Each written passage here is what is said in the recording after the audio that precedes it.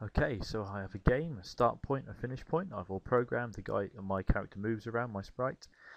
He traces the way he's going. We have a bit of a game over element, and we have the bee. So then, once we've made the bee, obviously we've made him move in the last tutorial. Now I wanted to make sure that if I touch him, I'm going to be game over because I don't want to be living, do I? I want to die.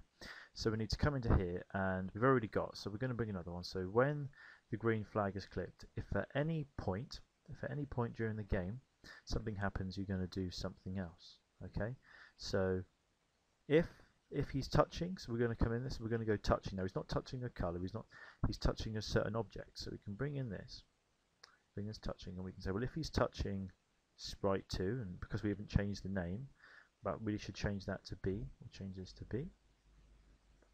So now if I come in here, if he is touching B, then I want this to happen now. We could decrease health, or we could make something else happen, but I think the simplest thing is, we're going to broadcast another game over. Okay, so we're going to come down and we're going to broadcast game over. So that means that if we touch the B, it's going to broadcast game over, which, as we know, brings up that screen saying game over. Okay. And another thing with the B is that you can actually duplicate him, so you can have a couple of having to do all this again.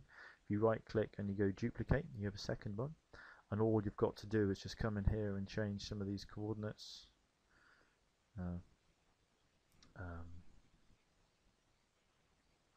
And then now when you click, so now you have two different Bs, and if you change the rest of them, then they'll be in different positions on the screen. So you have multiple Bs, and you have the fact that if you touch the bee, then you're going to die. Now again, if you've added another bee, you're going to need to use another OR brick, because you've got, if you're touching B, or if you're touching your new bee, which I haven't renamed, so it's going to be called sprite 2.